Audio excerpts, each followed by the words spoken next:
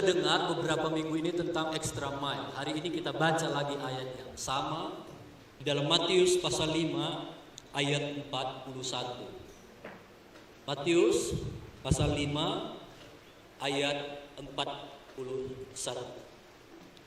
Dan siapapun, ini perkataan Yesus, dan siapapun yang memaksa engkau berjalan sejauh 1 mil, berjalanlah bersama dia sejauh 2 mil. Kalau kita belajar sejarah, waktu itu orang Yahudi dijajah pasukan Romawi. Dan waktu itu pasukan Romawi itu bebas suruh siapa saja. Kalau mereka capek bawa barang bawaan, siapa saja, kamu sini, bawa. Dan wajib bawa itu 1 mil. Mungkin dengan ngedumel, itu. Karena mereka dijajah. Tapi hari ini Yesus bilang, kalau ada yang paksa kamu jalan 1 mil, jalan sama dia 2 mil. Tapi dengan sikap hati yang, ayo. Ada orang kan gitu ya. Dia melakukan, disuruh 1 dilakukannya 2.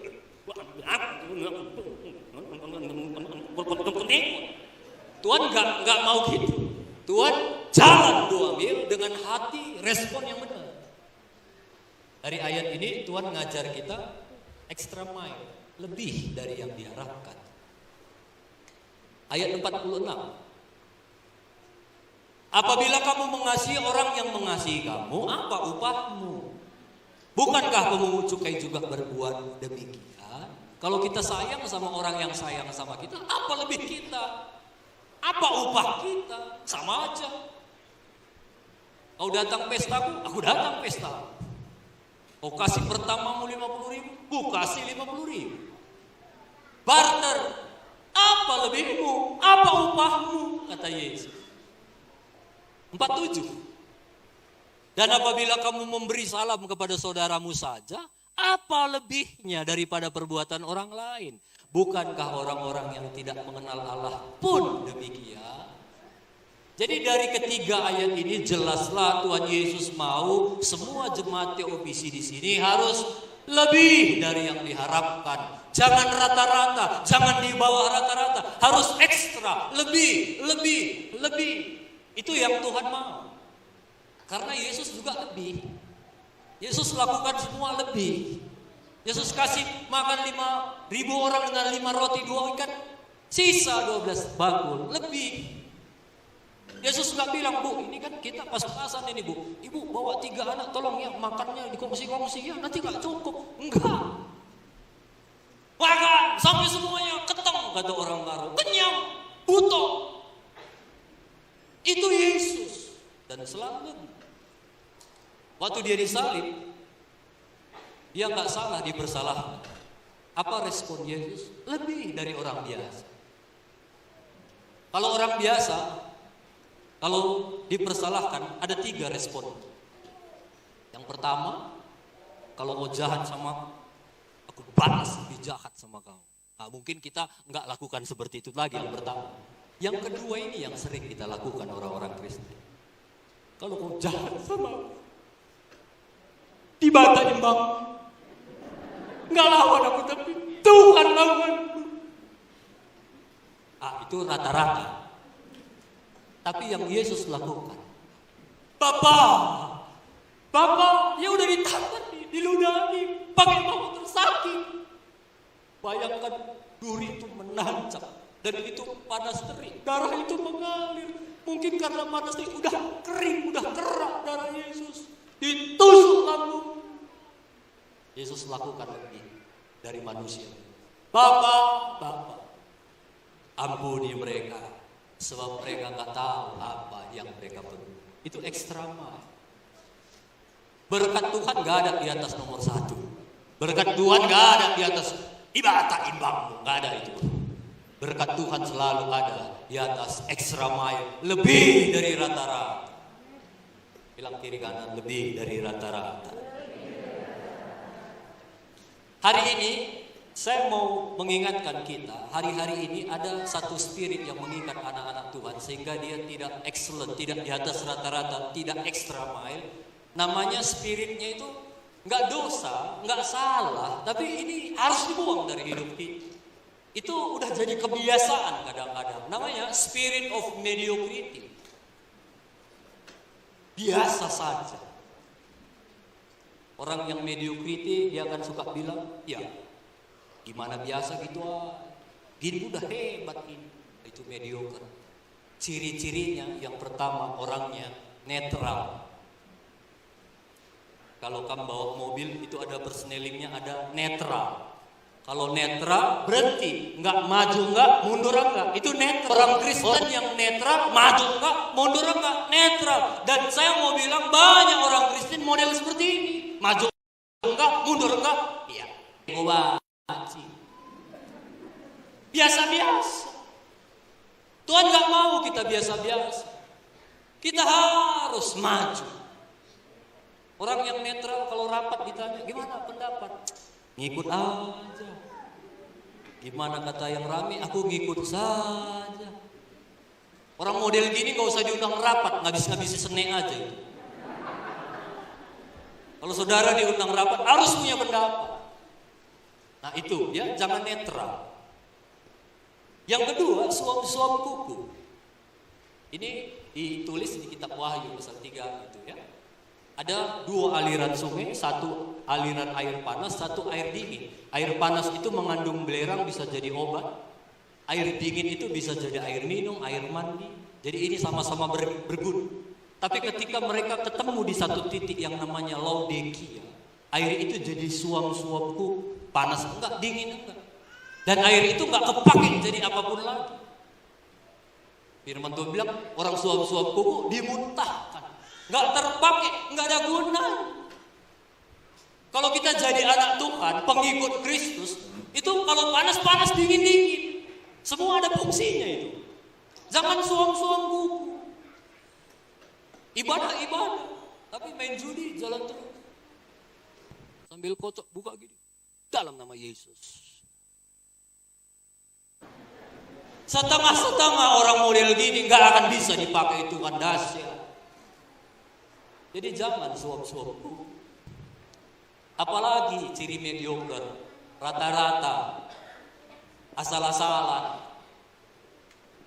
Gimana biasa gitu saja. Saya nggak terlalu setuju kalau ada orang bilang, Pak, di Indonesia ini susah kita jadi pemimpin karena kita minoritas. Saya pikir bukan itu masalah.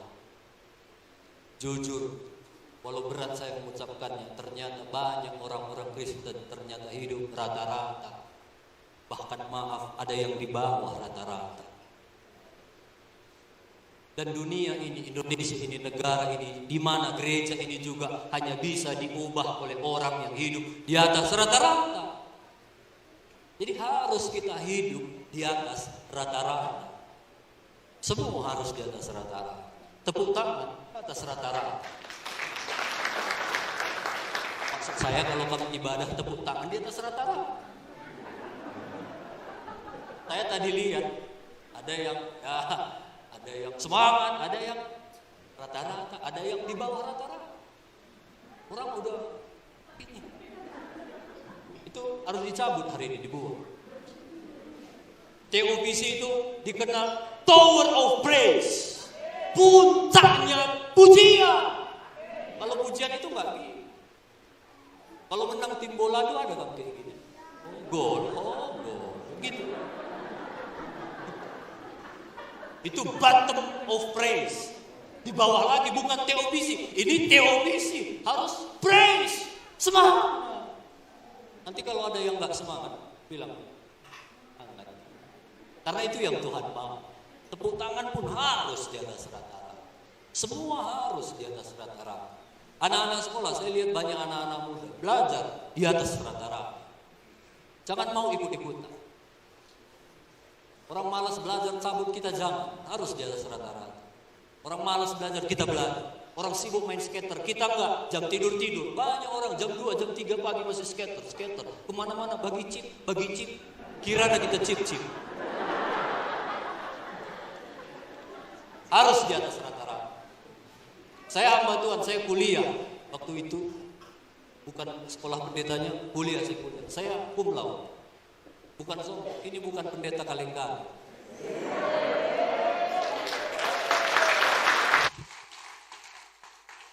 Nah, karena kebetulan topiknya ya.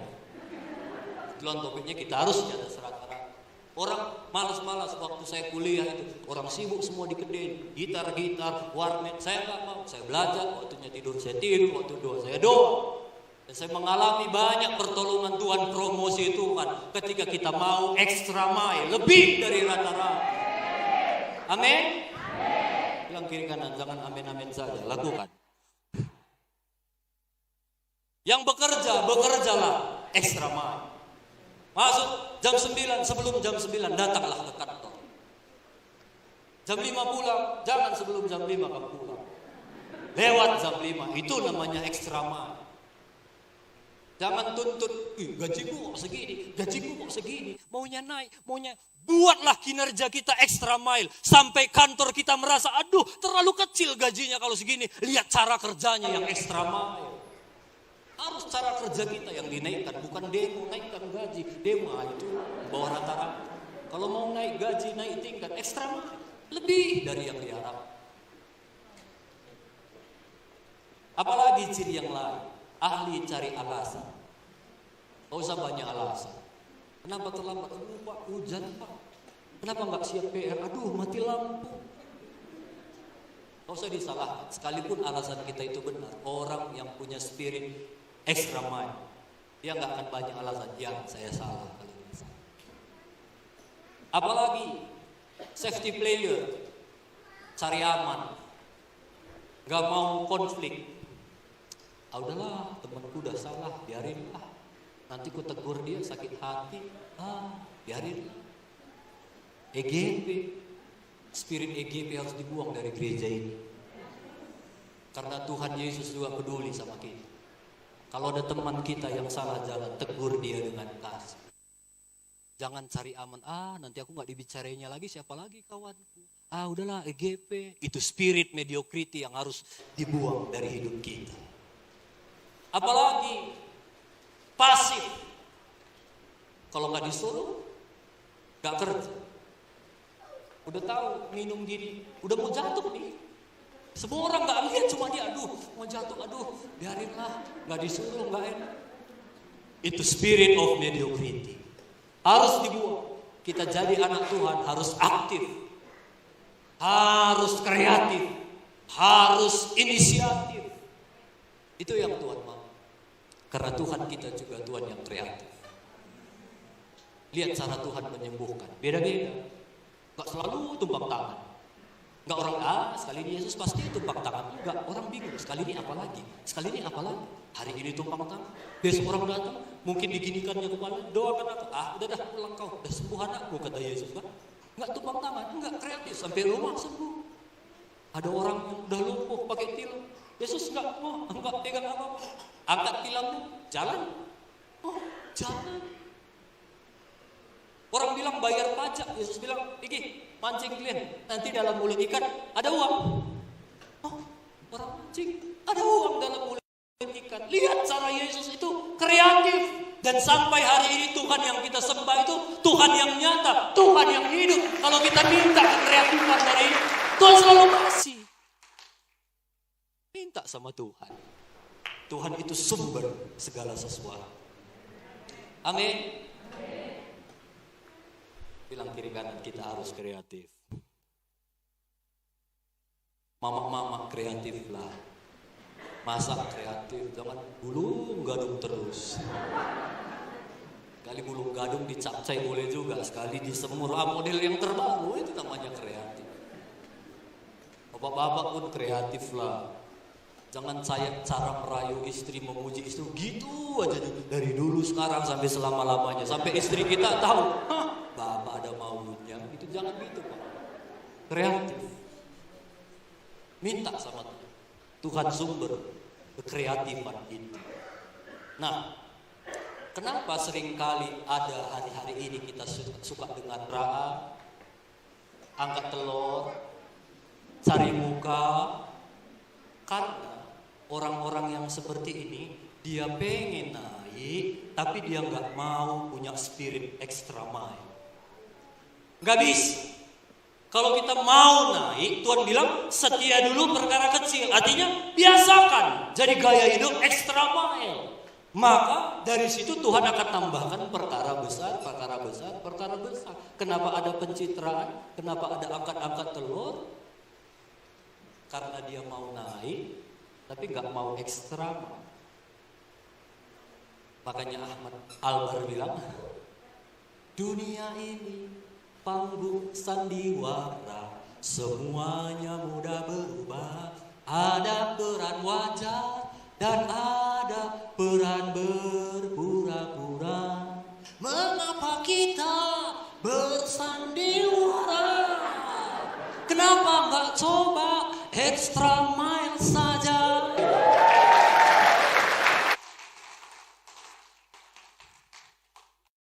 Harus punya spirit yang baru. Semua sifat-sifat mediocre itu tadi harus dibuang. Itu yang saya bilang tadi, ini nggak dosa ini. Dan banyak orang merasa, nggak apa-apa, nggak salah. Tapi ternyata ini sering sekali membuat anak-anak Tuhan itu susah naiknya. Susah Tuhan mengangkatnya. Karena spirit ini membuat kita itu nggak bisa lebih. Harus dibuang. Hari ini semua sifat-sifat itu, kalau ada di dalam hidup kita, mari kita cek up masing-masing. Dan hari ini dokter spesialis hadir di sini. Tuhan Yesus yang akan menyembuhkan. Ngaku sama Tuhan. Mungkin saudara, Tuhan, akulah orang yang safety player itu. Aku tahu banyak hal, tapi aku gak berani. Takut salah, takut resiko. Bapak Ibu, di dunia ini semua penuh dengan resiko. Makan pun kita resiko. Bisa kenyang, bisa muntah. Semua ada resiko. Jadi jangan takut ambil resiko. Hari ini kita harus punya spirit yang baru. Apa itu? Spirit of extra mile. Daniel pasal 6 ayat 45 ayat 4. Daniel pasal 6 ayat 4. Maka Daniel ini melebihi para pejabat tinggi. Daniel itu lebih dari pejabat tinggi dan para wakil raja itu. Karena ia mempunyai roh yang luar biasa. Spirit of excellence, spirit of extra mile, lebih dari rata-rata. Dan raja bermaksud untuk menempatkan dia di atas seluruh kerajaannya. Lihat, Daniel dia punya spirit yang extra mile. Selalu lebih. Makanya dia diangkat oleh raja jadi kepercayaan. Kita juga harus sama seperti Daniel. Harus ada dalam pikiran kita lebih dari yang diharapkan. Saya sering pakai ilustrasi. Kalau saya jalan kan gini ya. Waktu kaki kanan saya maju, kaki kiri harus melebihi kaki kanan. Kaki kanan harus melebihi kaki kiri. Lebih. Makanya saya bisa jalan. Kalau rata-rata gimana? Kiri maju, rata-rata. Bisa jalan, bisa. Inilah. Bisa maju, bisa. Lama. Apalagi kalau di bawah rata-rata.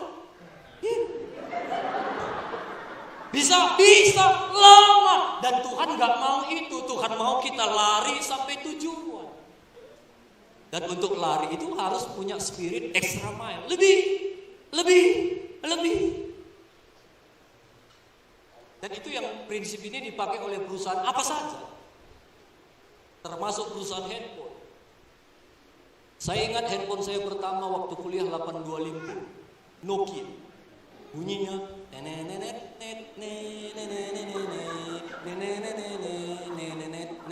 kalau saudara pernah dengar bunyi ini, saudara udah tua.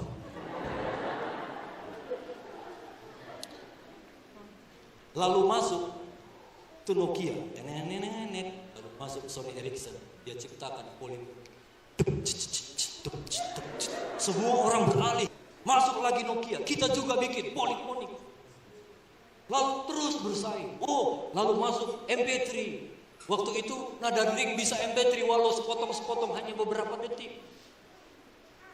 Lalu masuk lagi kamera yang walau awalnya di foto gitu bisa pecah-pecah muka kita peta-peta. Saing terus, naikkan megapiksel, maju terus, lihat sampai sekarang.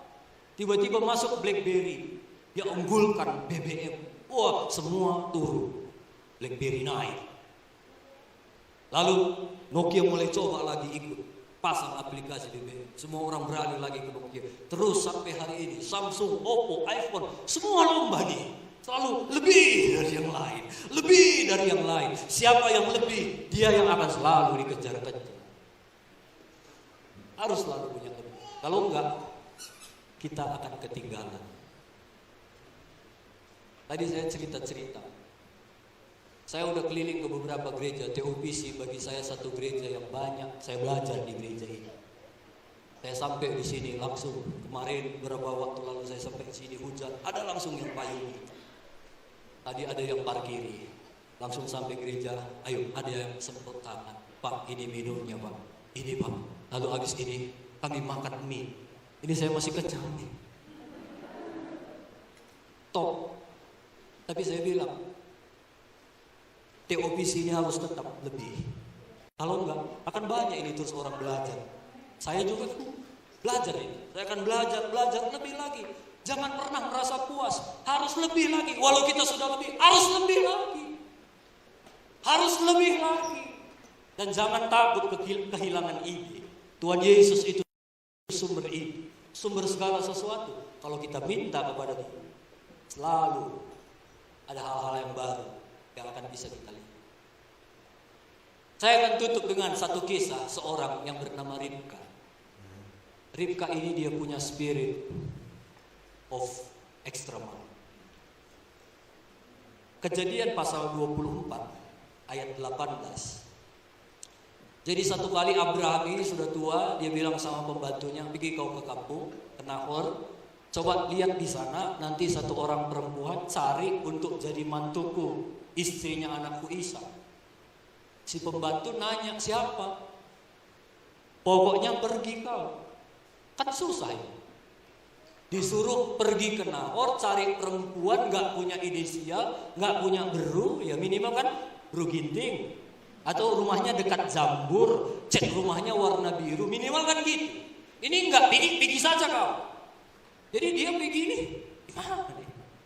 mana dia bawa persembahan. Akhirnya dia berdoa, ayat 14. Ini doa pembantunya Abraham.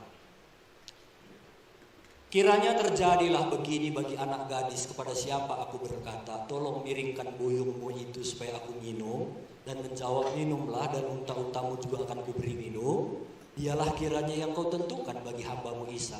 Maka dengan begitu akan ku ketahui bahwa engkau telah menunjukkan kasih setiamu kepada Tuhan. Nanti Tuhan, ya doain.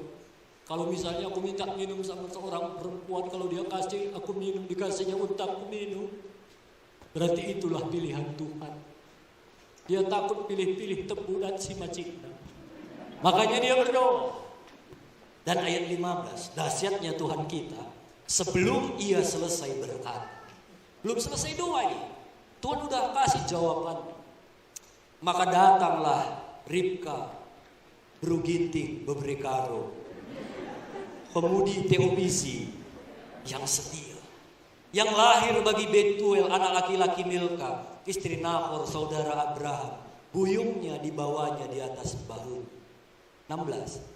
Anak gadis itu sangat cantik, parasnya seorang perawan, belum pernah bersetubuh dengan laki-laki. Ia turun ke mata air dan mengisi buyungnya lalu kembali naik. Kemudian berlarilah hamba itu mendapatkannya serta berkata, turang nande ginting, tolong beri aku minum air sedikit dari buyungmu. Dia minta apa? Aus deh, sikitlah minum. Dia minta sedikit air untuk minum. Apa jawaban Nande Ginting itu? Ayat 18. Minumlah Tuhan, maka segera diturunkannya buyungnya itu ke tangannya serta diberinya dia minum. Gak stop. Ribka dia punya spirit lebih. Setelah ia selesai memberi hamba itu minum, berkatalah ia, baiklah untuk unta-untamu juga kutimba air sampai semuanya puas minum. Bapak Ibu, unta itu binatang pasir. Bisa lama dia gak minum, bisa berhari-hari dia jalan gak minum. Tapi sekali minum minimal 120 liter satu unta. Itu habis. Kalau disimpannya lagi bisa jalan lagi berhari-hari. Ribka bilang, Tuan, ku kasih untamu minum 10 dia bawa sampai puas.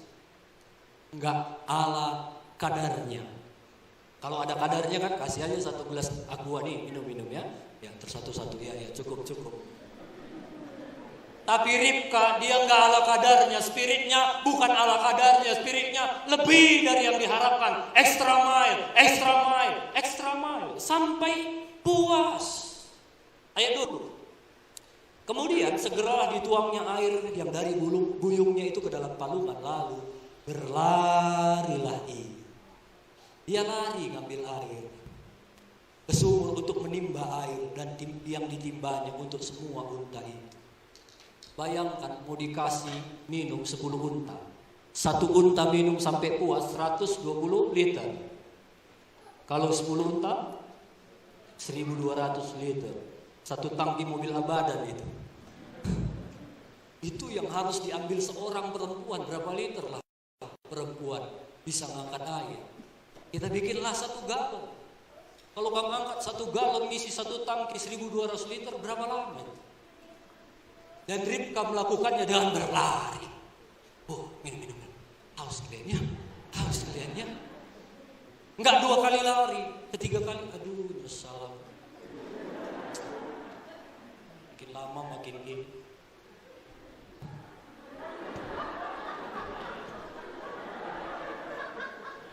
Dia berlari kasih minum sampai 10 unta itu puas minum. Ini ceritanya pasti dia ke air itu bukan mau ngasih minum unta si pembantunya Abraham. Pasti dia disuruh bapaknya ambil dulu airnya untuk nyuci, untuk masak. Pasti banyak lagi kebutuhan yang harus dia siapkan. Dia pasti capek. Tapi karena spirit extra mile itu udah jadi gaya hidupnya, dia lakukan dengan berlari, dengan sungguh-sungguh. Padahal dari cerita ini bukan hanya Ribka perempuan waktu itu. Banyak perempuan ngikut sama Ribka. Banyak. Gak hanya 1. Tapi hanya Ribka yang punya spirit ekstra. Wahai perempuan, anak-anak muda. Yang terpenting, spirit extra mile. Kalau kau punya spirit extra mile, gampang lagunya itu. Tenanglah, jangan takut.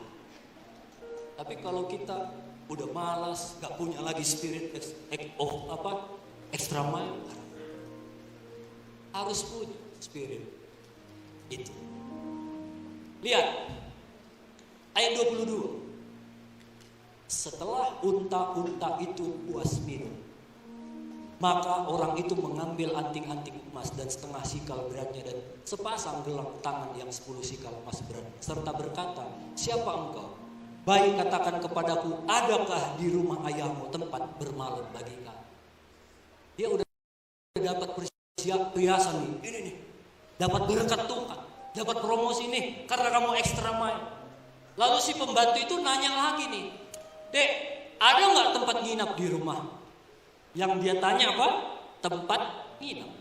Lihat jawaban Ribka yang extra mile itu.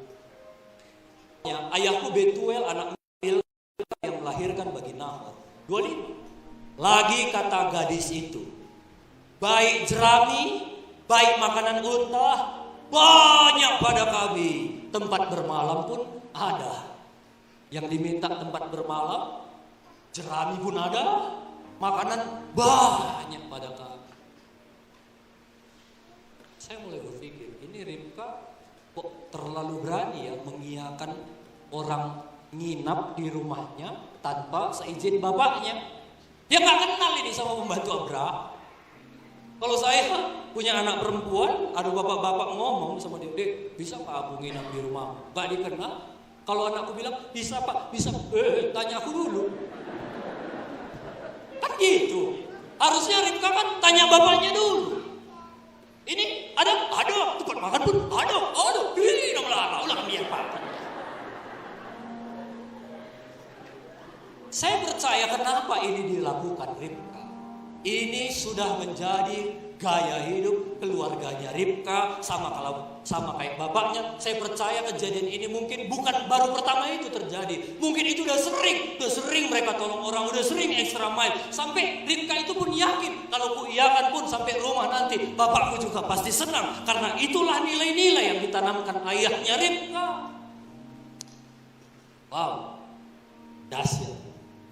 Sampai akhirnya kejadian itu begitu luar biasa. Ayat 26.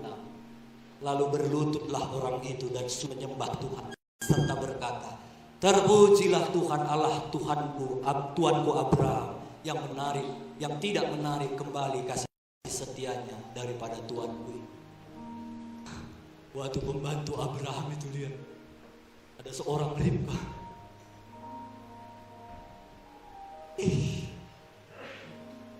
Lalu ditanya, ada tempat gini? Ada. Makanan pun Pak. Enggak tahan dia, berlutut dia. Terpujilah Tuhan, Tuanku Abraham. Lihat, waktu ada seorang Ribka melakukan spirit extra mile, lebih dari yang diharapkan. Ada orang-orang yang berlutut menyembah Tuhan, memuji Tuhan. Itulah kerinduan hati Tuhan. Kenapa kita disuruh hari ini harus extra mile. Waktu tanpa kita sadar di pekerjaan kita extra mile. Lebih dari teman-teman di sekolah kita, lebih dari teman-teman di pelayanan kita, lebih dari teman-teman. Tanpa kita sadar mungkin di balik kamar banyak orang yang berlutut. Tuhan, terpujilah Tuhan. Aku lihat hidupnya, aku mau juga jadi pengikut. Itulah kerinduan hati Yesus. Kenapa kita disuruh extra mile. Supaya lewat hidup kita nama Tuhan dipermuliakan. Nggak ada KKR di sana. Nggak ada ayat-ayat yang keluar dari mulut Ribka. Nggak ada dia bilang Matius 6 ayat 7. Makanya Pak berharap sama Tuhan Pak. Kalau dia hanya extra mile. Dan orang berlutut menyembah. Saya percaya. Saya selalu ingat lagu kebajikan, kemurahan selalu mengikutiku. Ku puji, ku sembah Kau Tuhan. Kalau saya bisa ganti kata-katanya, asal kita mau terus extra mile, kebajikan, kemurahan selalu mengikutiku. Lihat Ribka, dia extra mile saja. Dia dapat gelang, dan yang luar biasanya dia dapat suami Ishak, dan sampai hari ini kita dengar Ribka, sampai nama istriku menjadi Ribka. Karena dulu ada seorang Ribka yang jangan takut berkat, promosi, berkat, kebajikan, kemurahan itu bukan bagian kita, itu bagian Tuhan, bagian kita. Ekstra, lebih. Walau orang bilang udahlah kau kelewatan, kau terlalu rohani, terlalu ini gereja terus ini, udahlah itu bukan kerjamu, kerjakan saja. Asal Tuhan suruh kerjakan saja. Lebih, maka kita akan mengalami berkat-berkat. Saya punya banyak sekali kesaksian bagaimana kebajikan, kemurahan, berkat-berkat, promosi itu mengikutiku. Saya percaya seperti kata Salomo, dahulu aku muda, sekarang aku tua. Gak pernah orang benar minta-minta, anak cucunya gak minta-minta. Orang benar, orang email gak pernah minta-minta, anak cucunya pun dijamin Tuhan. Kebajikan, kemurahan selalu mengikuti kita. Saya punya banyak kesaksian, cuma saya saksikan sedikit saja yang up to date. Supaya saudara, oh iya ya, Tuhan masih bekerja sampai hari ini. Tuhan bekerja sampai hari ini. Sabtu lalu, saya dan istri saya ikut ada satu acara pesta. Ada bibi saya meninggal, saya ikut di Peceren. Saya duduk di sini, istri saya di sana. Saya dengar lah, orang karo lah tahu, ya, gitu ya. Nah, saya duduk, saya dengar. Tiba-tiba ada satu bapak datangi saya. Salam Pak Pendeta, salam. Oh iya Pak, ya. Lalu dia mulai panjang cerita, lalu dia bilang nih, Pak, istri saya itu Pak, fansnya berat Bapak. Oh, fansnya gimana? Pak, setiap pagi Istri saya itu bangun berdoa dan selalu yang dia dengar itu khotbah Bapak di YouTube. Nah, jangan lupa like, subscribe, komen ya. Kalau ada iklan tolong jangan dilewatkan ya. Lalu dia bilang, wah gitu Pak, wah puji Tuhan saya bilang. Lalu kami panjang cerita, lalu dia bilang, Pak boleh nggak minta nomor rekening? Ya kalau nomor rekening cepat, oh bisa cepat. Bisa saya kirim. Dia ketik-ketik sebentar, saya pura-pura nggak lihat ya, gengsi lah ya kan. Tapi hati, oh puji Tuhan, tolong Tuhan. Sebentar saja, dia bilang, Pak saya udah transfer ya. Oh iya, makasih ya Pak. Kan gak langsung saya lihat, dia gengsi juga ya. Tapi dalam hati kapan dia pergi biar gue lihat berapa. Saya buka 4 juta. Istrinya yang nonton YouTube pun bisa Tuhan pakai suaminya untuk kirim uang sama saya. Baru-baru ini ada teman saya hamba Tuhan pelayanan ke Pekanbaru. Pulang dari Pekanbaru dia jumpai saya, dia kasih saya amplop. Saya bilang ini dari mana? Saya nggak tahu. Itu tuh saya khotbah di Pekanbaru, dia bilang Bapak dari mana? Tanah Karo. Kenal pendeta Kristus? Kenal Pak. Saya diberkati dengan firman Tuhannya. Tolong titip ya Pak. Teman saya yang khotbah, saya yang dapat PK.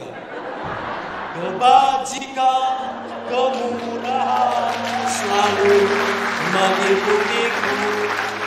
Ini belum selesai. Kalau kata bupati kita yang Surbakti kemarin, saya mau mengangek-ngangeki saudara supaya imannya itu bangkit. Ternyata cara kerja Tuhan kita itu dahsyat. Semalam saya untuk waktu merapikan persiapan khotbah saya lagi persiapan. Ada telepon masuk. Saya lihat gak ada namanya, saya angkat. Halo, masih kenal sama aku katanya. Siapa? Lalu dia bilang, aku abang lu dari Jakarta. Oh iya. Di mana Natal tahun ini? Ya ada, tapi nggak seperti biasa, nggak ngundang-ngundang. Oh iya, oke, tolong kirim nomor rekeningnya. Langsung cepat. Dia ngomong itu nggak sampai 1 menit. Dia cuma bilang, aku mau kirim sedikit ya untuk Natal. Nggak sampai 1 menit masuk WA. Saya baca, wah puji Tuhan. Saya lihat, oh 1 juta. Tapi saya cek lagi, 1 juta. Saya lihat rupanya satunya 2. 11 juta. 11 juta sedikit uang Natal. Kebajikan, kemurahan selalu mengikutiku. Ini kejadiannya baru semalam. Saya nggak buat-buat. Saya bilang sama istri, Ma, kebajikan. Langsung istri saya. Biasa itu kalau istri-istri Pak. Lagi kami makan malam. Tiba-tiba masuk lagi SMS. Transfer. Saya lihat nggak tahu siapa yang kirim dan nggak ada beritanya. Masuk 4.200.000. Ma, masuk. Dari siapa? Nggak tahu. Kita tunggu saja. Karena kami sering juga hanya jadi saluran. Tolong ya titip ke sana. Jadi kami nunggu-nunggu berita ini. Dan berharap nggak ada berita. Kalau ada berita, ya itu pasti kami akan bagikan. Tapi saya cerita ini. Ini kejadian baru semalam. Sampai hari ini Tuhan itu kebajikan, kemurahan selalu mengikuti kita. Yang penting saya belajar jadi hamba Tuhan. Saya mau extra mile. Saya nggak mau jadi hamba Tuhan yang rata-rata. Harus lebih dari rata-rata. Belajar, berdoa. Apa saja yang kita mau Tuhan kerjakan dalam hidup kita. Kecil begitu. Kecil. Oh, ada satu kesaksian lagi. Hari Rabu saya ke Medan, ke Kuala Namu antar saudara sama istri. Tiba-tiba di tengah jalan ada satu orang telepon saya, Pak, kami mau bagi berkat nih, tolong kirim alamat Bapak. Kami mau bagi sedikit bingkisan Natal untuk jemaat-jemaat Bapak. Saya nggak kepikiran untuk bagi, untuk bingkisan Natal buat jemaat. Tuhan udah pikirkan. Saya sampai Brastagi itu saya lihat berapa banyak sak beras, ada minyak berapa kotak. Ada gula, ada tas anak-anak, ada alat-alat tulis. Itu nggak pernah aku pikirkan itu. Tapi ada Tuhan yang selalu memikirkan kita. Asal kita mau extra mile. Kebajikan, kemurahan. Luar biasa Tuhan kita Bapak Ibu. Aku hitung-hitung, itu satu paket 500 lebih itu satu orang. Bayangkan berapa puluh orang, itu puluhan juta. Kalau aku mungkin kepikiran, aduh, gak mungkin. Dan Tuhan tahu kemampuan kita. Asal dia lihat hatimu ekstra mahal. Aku akan bekerja berkat kebajikan, kemurahan, promosi, itu akan Tuhan berikan dalam hidup. Itu sebabnya Bapak Ibu, dimanapun saudara berada, ekstra mile, lebih. Jadi jemaat, lebih. Jadi pelayan, lebih. Tuhan pasti akan menolong kita. Haleluya. Mari kita pejamkan mata. Terima kasih Tuhan. Kami percaya berkat-Mu melimpah atas hidup kami. Asal kami punya spirit extra mile. Tuhan Yesus berkuasa hari ini, besok, sampai selama-lamanya. Dan kami mau mengalami itu Tuhan. Dan kami mau terus belajar. Ikutin apa yang Yesus ajarkan dalam hidup kami. Kami mau lebih lagi untuk Tuhan. Segala sesuatu di pekerjaan kami, di mana Tuhan tempatkan kami mau extra mile. Extra mile. Lebih. Tuhan, Roh Kudus, berikan kekuatan kepada kami semua umat-Mu. Kalau hari ini ada di antara kami yang masih punya spirit of mediocrity, di bawah rata-rata asal-asalan, pasif, hari ini semuanya spirit mediocre, kami Yesus Kristus. Biarlah spirit yang baru, extra mile. Walau manusia tidak melihat, tapi kami mau bekerja karena Tuhan melihat kinerja kami. Dan kami akan melihat promosi, berkat, kebajikan, kemurahan. Itu akan selalu mengikuti kehidupan kami. Terima kasih. Dalam nama Tuhan Yesus, kami berterima kasih buat firman-Mu yang selalu baru buat kami.